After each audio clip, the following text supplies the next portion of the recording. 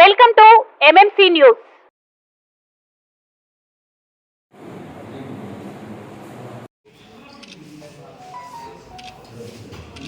వెంకటగిరి నియోజకవర్గంలో కలవాయి రాపూరు ఎవరైతే చంద్రబాబు నాయుడు ఆ రోజు జైల్లో ఉన్నప్పుడు వాళ్ళు ఆ బాధతో చనిపోయిన వాళ్ళు ఎవరైతే ఉన్నారో వాళ్ళ ఇళ్ళకి వెళ్ళి వాళ్ళని పరామర్శించి కలవాయిలో ఒకళ్ళు, అదేవిధంగా రాపూరు మండలంలో శానాయపాడెంలో రాజపల్లి గ్రామంలో ఒకళ్ళు, ఇద్దరు కూడా 3 లక్షల రూపాయలు చెక్కులు ఇచ్చి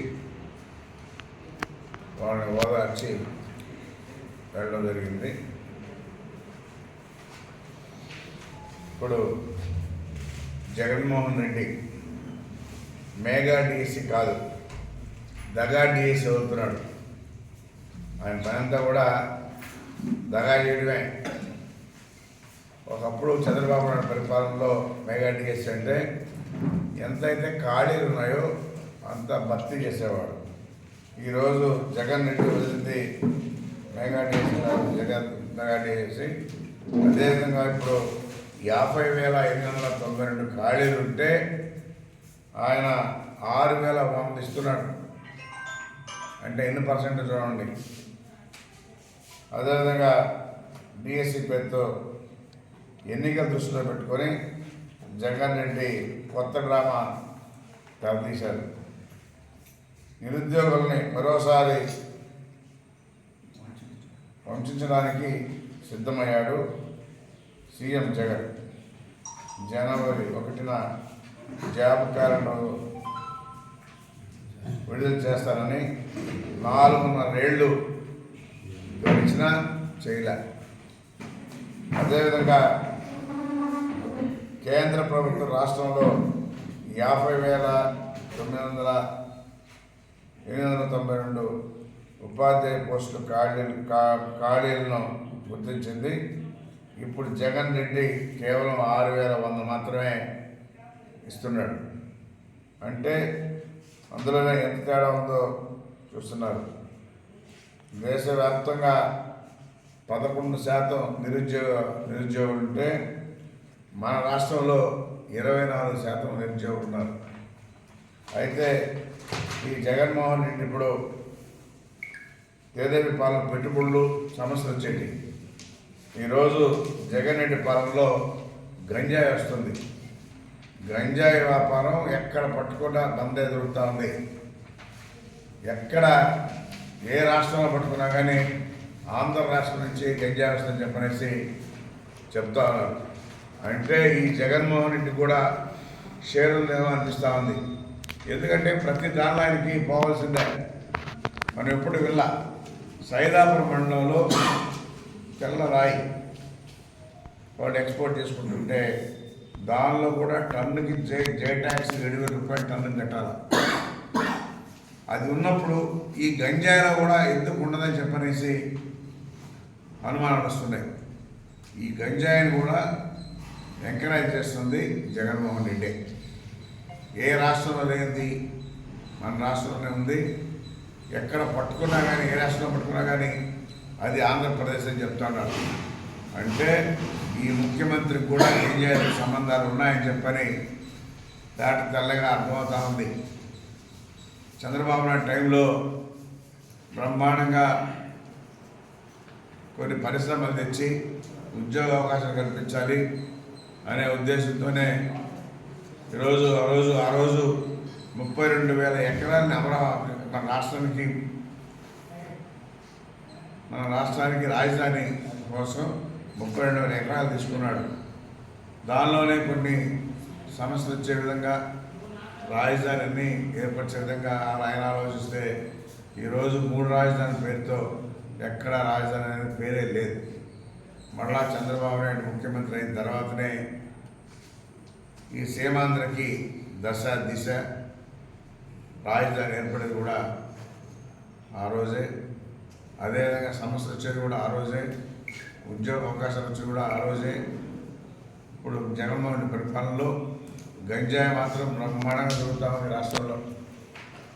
బ్రహ్మాండంగా ఎక్స్పోర్ట్ చేస్తూ ఉన్నారు. ఏడ పట్టుకున్నా కానీ ఆంధ్రప్రదేశ్ గంజాయి. ఇది ముఖ్యమంత్రి జగన్మోహన్ రెడ్డి కూడా సత్సంబంధాలు ఉన్నాయి అనేది క్లియర్గా అర్థమవుతా ఉంది. అందుకనే ఇక్కడ ఉద్యోగ అవకాశాలు లేవు.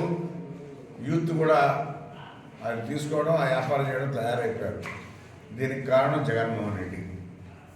అదే ఏదైనా సమస్యలు వచ్చినట్టే ఉద్యోగ అవకాశం దొరికినట్టు ఇలాంటి పోయిండేవారు. ఈరోజు ఆ పరిస్థితి లేకుండా పోయింది. కాబట్టి మళ్ళా చంద్రబాబు వచ్చిన తర్వాతనే ఈ రాష్ట్రం దిశ ఈ గంజాయిని కూడా అరికట్టాలంటే టైం పడుతుంది. ఎందుకంటే ఈ జగన్మోహన్ రెడ్డి బ్రహ్మాండంగా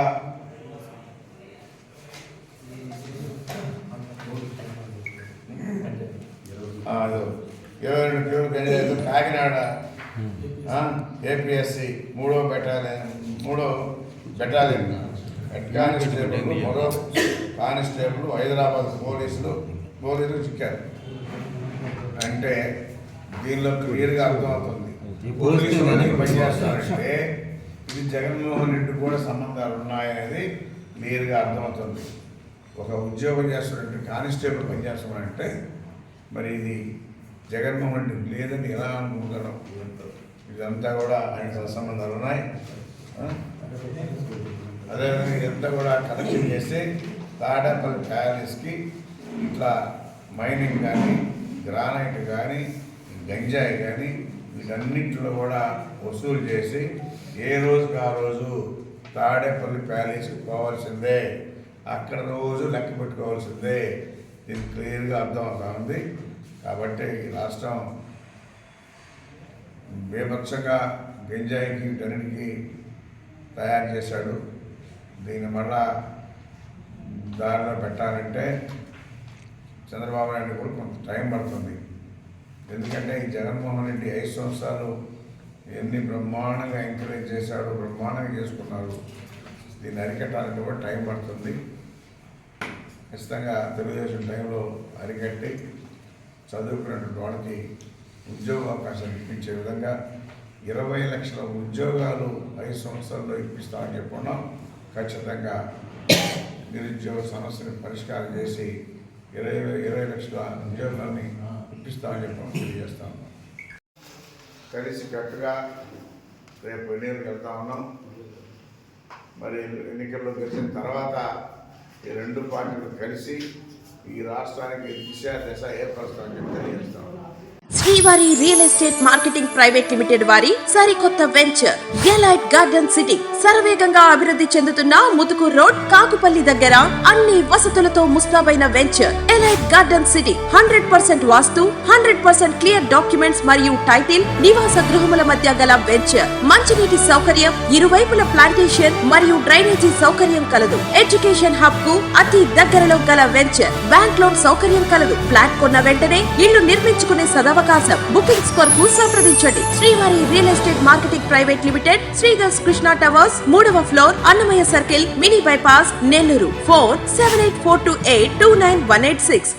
కలం మీది, కృషి మాది. స్థలమైన, ఇల్లైనా ఖచ్చితమైన నమ్మకం మేఘనా కన్స్ట్రక్షన్ అండ్ బిల్డర్స్. మార్కెట్ లో అతి తక్కువ ధరలకే నిర్ణీత సమయంలో 100% వాస్తుతో ఇంజనీర్ల పర్యవేక్షణలో అనుభవజ్ఞులైన తాపీ మేస్త్రీలచే నెంబర్ 1 క్వాలిటీ హౌస్ మెటీరియల్స్ తో మీరు కోరుకునే విధంగా ఇంటి నిర్మాణములు చేపట్టబడును. అన్ని ప్రాంతాల్లో ఇల్లు స్థలాలు అమ్మబడును మరియు కొనబడును. ఇల్లు కట్టుకోదలిచిన వారికి ఇంజనీరింగ్ ప్లాన్ మీరు కోరిన విధంగా ఉచితంగా చేసి ఇవ్వబడును. జంపాల ప్రకాష్. Cell number 9493730777. ఇట్లు మేఘనా కన్సల్టెన్సీ.